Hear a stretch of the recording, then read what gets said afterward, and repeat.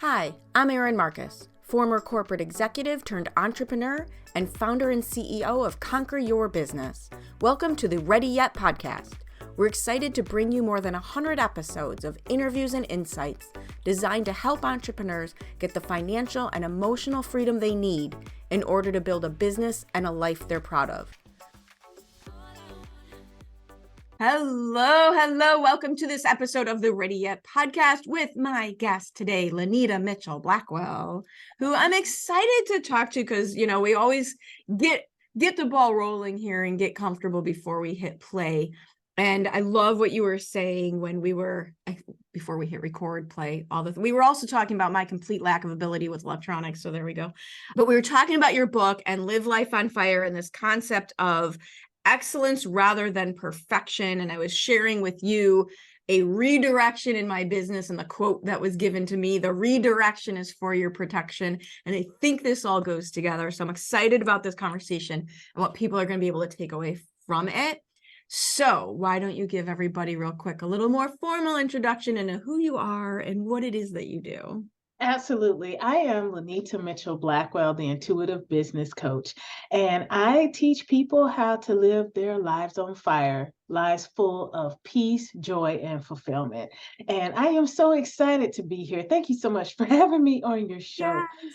Yes. This is fun. I love this because I was just sharing with you, and I'm very transparent about all this because I think I want people to learn from my experiences, right? Yes. Learn from my experience. I'm very transparent about this year for me felt the opposite of everything you're talking about. Right? Yes. But those are the times, the years that we really need these tools, right? One of the things that I came to learn about life in general, myself specifically, is that I had taken what most of our parents had taught us. And let me tell you right now, I believe that we were all raised by the same parents. Oh my God. Especially like those of us of a certain age, right? Yes. I totally agree with you. Yes. We were all told if you work hard, you are going to do well, you're going to make money, and you're going to live happily ever after.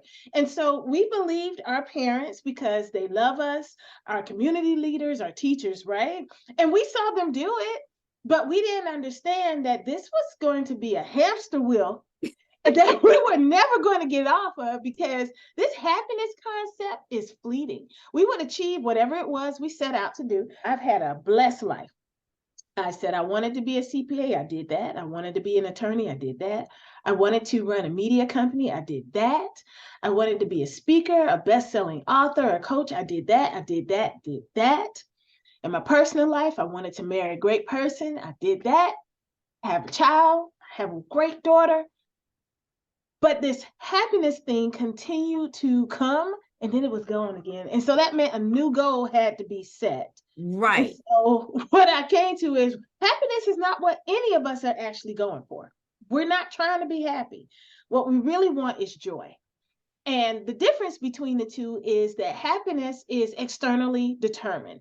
You're happy if the sun is out, you're sad if it's not. You're happy when your girlfriend comes to town and y'all can go to shop or dinner. And then you're sad when she leaves. And so that's not what we're really looking for. We're looking for the inside job, which is joy, which is regardless of what the weather is outside, we're grateful. Regardless as to whether our girlfriend can come or not, that we're thankful we have a girlfriend.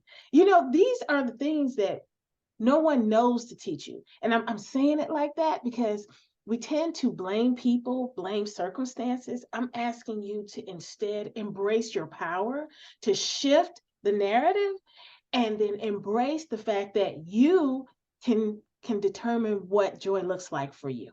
And I absolutely love this. I had this conversation a couple weeks ago with my boyfriend, actually, because so many of my goals for this year were not met. So many of my plans did not work out. So many of the things and how I wanted it to happen, it just didn't go through all of the efforts, and which is unusual for me, like to your point. So I was getting very frustrated about that. However, we have this house, this new house, we have this property. We all summer long and into the fall, we worked outside every weekend, and I remember standing there with him at the edge of my new joy is burning things on weekends. Who knew? I grew up in Chicago. That wasn't a thing, but now I'm out burning trees and and it lighting things on fire. It's very nice. But one of the things I said to him was, even with all that going on, I'm not unhappy. Like in the moment, Yes. I don't feel discontent. Yes. Yes. And you know why? It was in what you just said, because you were in the moment. We spend so much time planning, strategizing, thinking about tomorrow that we forget that if this moment right here, right now is not taken care of, tomorrow can't come. Not won't. It cannot. Because if you're too ill to enjoy whatever it is you planned on, if you are so distracted by the chaos that's going on, then tomorrow means nothing. Yeah. And so that's why you were able to feel that way, because you have cracked the code. You understand that joy is now.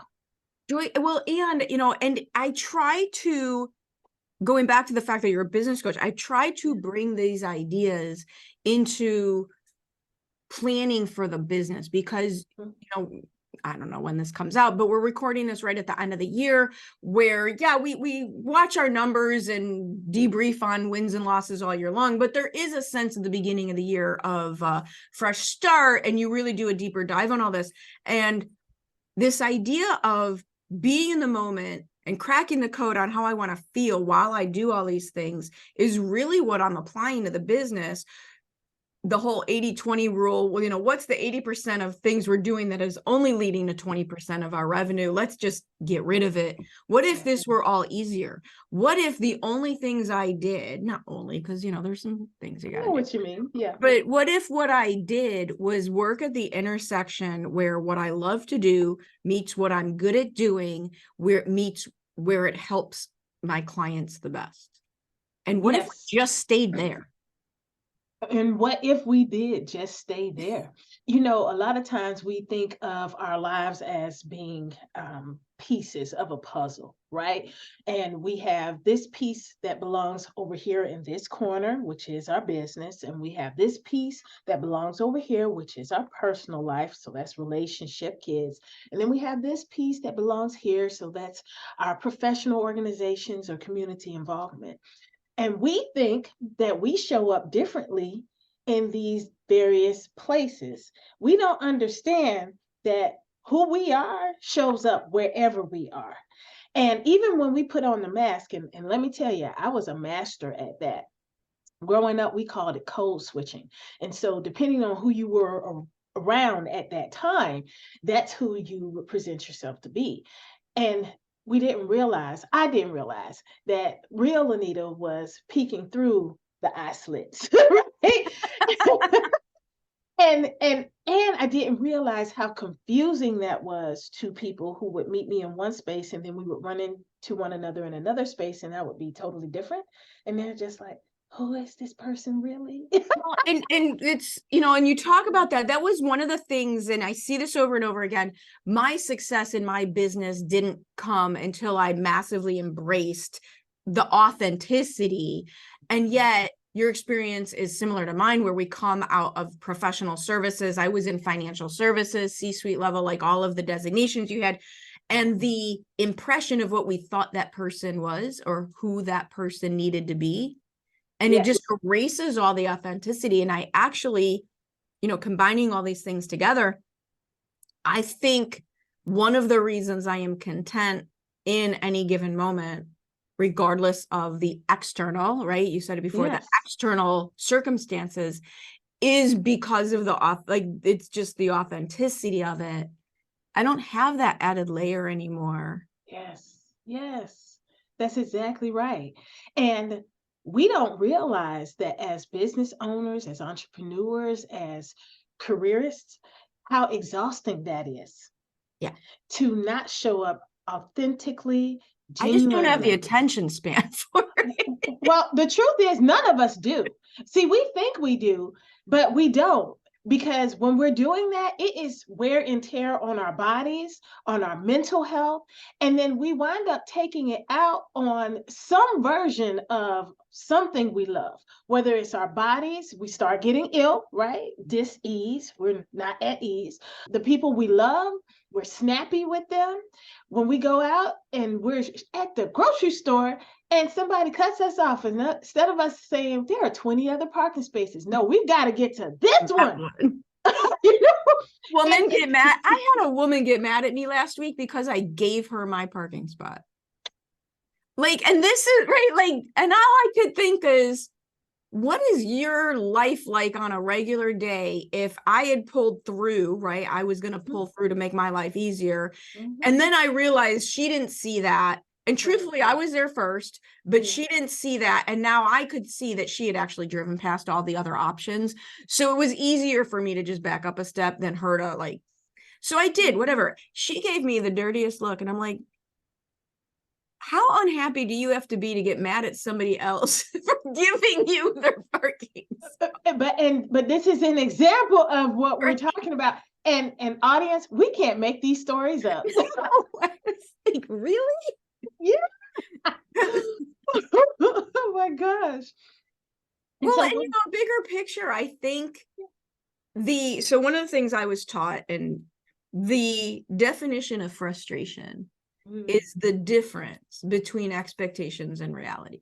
Yes, that's right. And going back to where you started about what our parents and our parents' generation told us was the path versus, right, expectations versus what the reality is of the path has created an amount of frustration just in this country that you are watching leak out over everybody.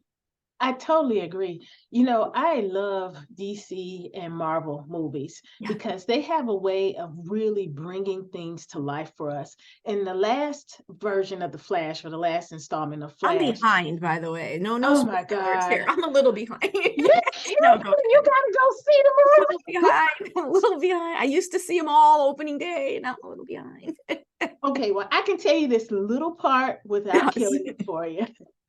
But there is this point where Flash realizes that a bad guy has been trying to do something over and over again. And he was like, dude, how long have you been doing this? Like, they're supposed to be fighting, but there's this moment where Flash is like, I could become that. What did you do so I don't become you?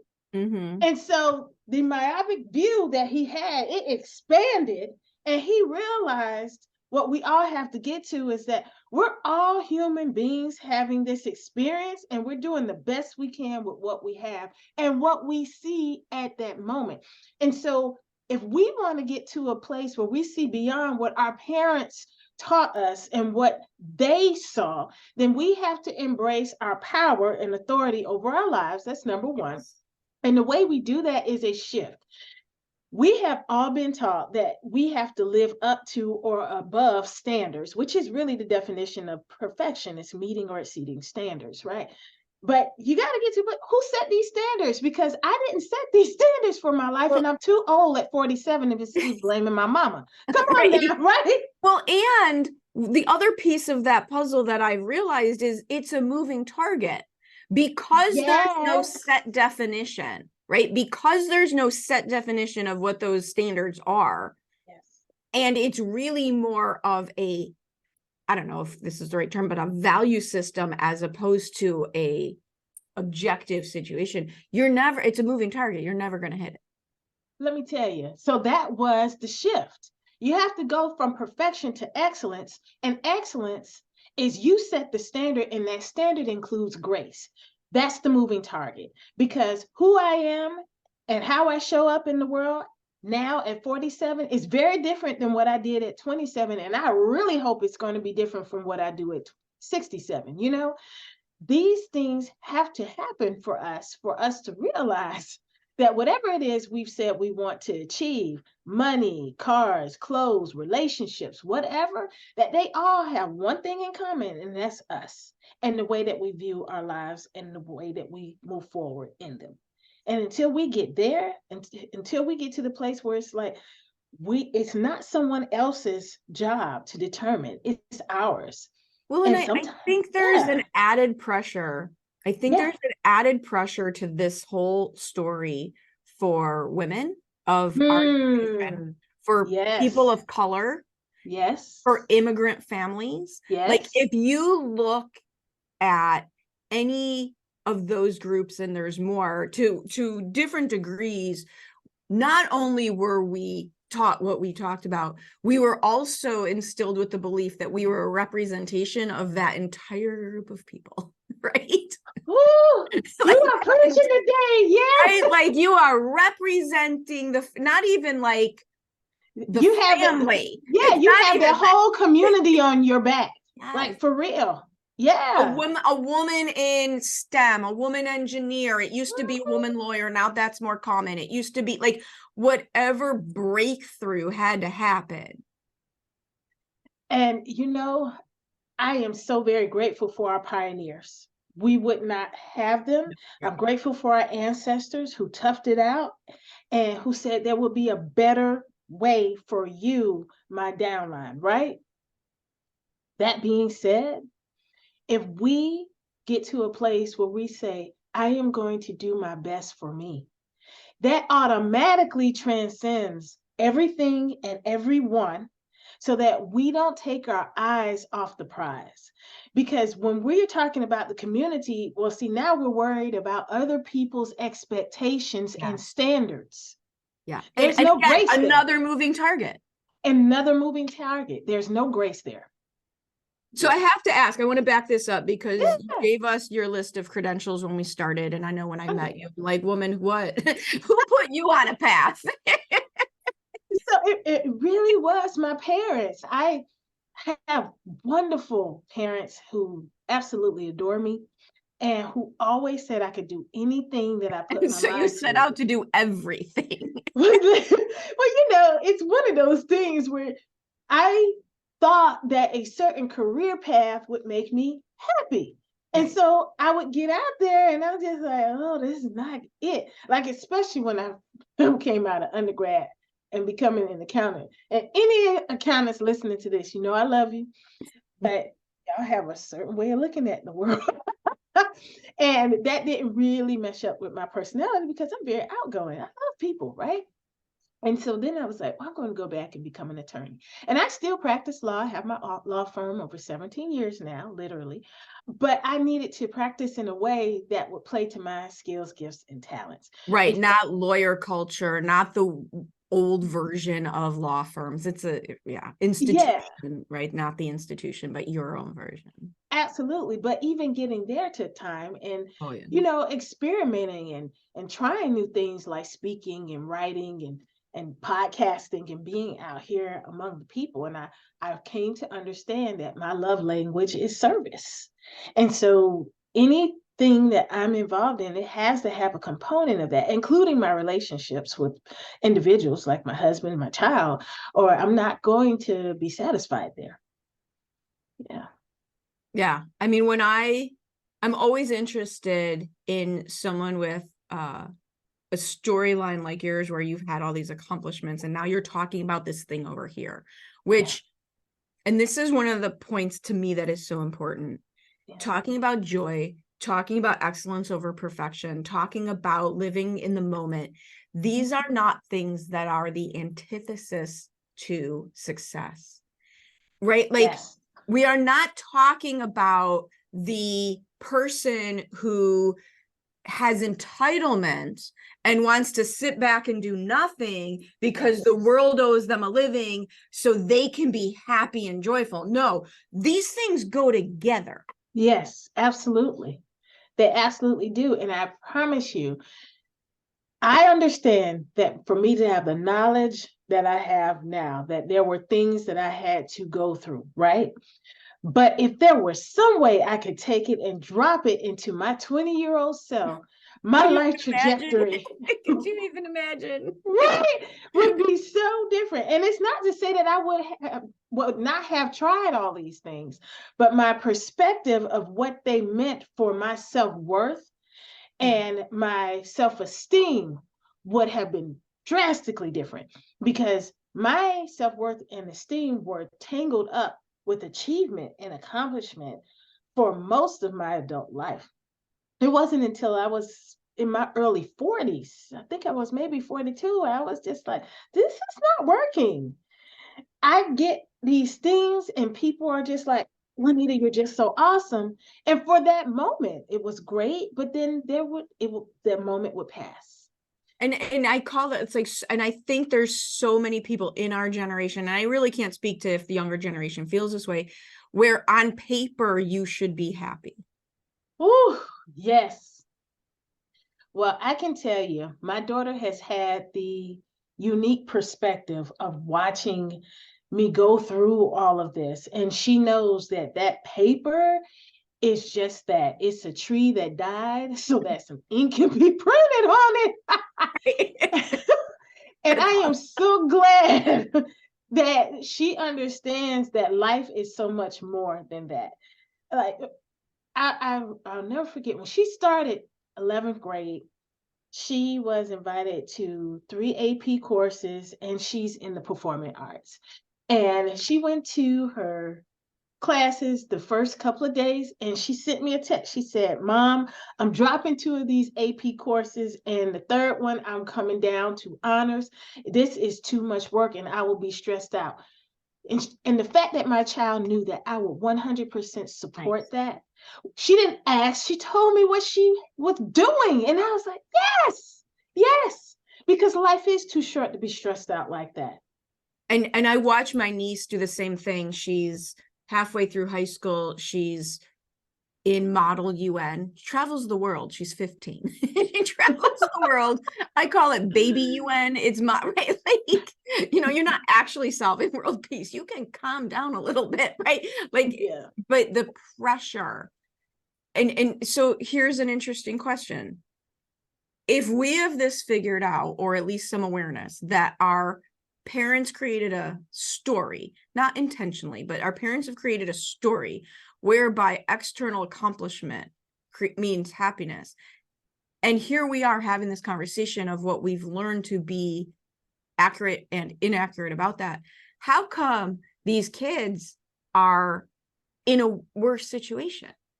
Because I promise you, when I was in Chicago public schools in the 70s and 80s, the last thing I was worried about was 3 AP classes. And, they're actually in a higher pressure situation than what we grew up in. Well, if you think about it, right, the world has shifted dramatically from the time our parents came through to us, and then now our children. So that's the first thing, right? And information overload is a real thing because we think that we have to be engaged in everything at all times. And that if we put the phone down for an hour, that, oh my gosh, I've missed everything and the world has just ended. And we have to get to a place where we understand that that's not true. But that comes from believing that something external, Yeah, right, is going to dictate our self-joy. That is the happiness. Yeah. And I think there's just a certain amount of years that have to pass and a certain amount of internal work that has to be done. I Yes. do watch my friends who have not done the type of personal growth work that I have focused on, who still Yes. feel, mired in the story. And you do, you watch and you have all the empathy in the world for people who haven't done the work yet. It is not, and you use the right word with empathy. We went there, been there, done that, got the t-shirt, right? And so we're not looking down in judgment. There's true compassion here. But you do get to a place where you look at folks and you're just like, how many times you gonna keep trying to do that? That's How the hard do definition you of want life society. to be? Right? Yeah. I watch that. The one that I end up with a problem, I have a couple people in my life who are brilliant people who stay in the most horrible career situations. Yeah. And I don't understand. I don't know if we were meant to Yeah, understand. right. I think that we were just supposed to support them and hold space for them and be there when they're ready to help them, however that Absolutely. looks. Which is a perfect segue to, if you want to connect with Lenita and have her hold that space for you and learn more about living life on fire, what is the best way for folks to reach out to you and find you? Best way is my website, which is my name, LynitaMitchell-Blackwell.com. Lenita spelled Lynita. And from there, you can join my email list, check out my blog posts. We can connect on social, but all roads lead to my website. Nice. Love it. Thank you for spending time with me today. I love chatting with you. I love your rose gold headphones. Very cool. I've been staring at them the whole time. But yeah, love your insights and your story. So thank you for joining me. Thank you so much for having me. I hope you enjoyed this episode of the Ready Yet podcast. I truly enjoy bringing these stories of success and inspiration to you. Please join us in our mission to empower entrepreneurs to be in charge of their businesses and in charge of their lives by sharing this with anyone you know who would benefit from our tactical and motivating advice, leaving us a review, and letting us know if there are any particular topics you would really appreciate hearing about. See you next time.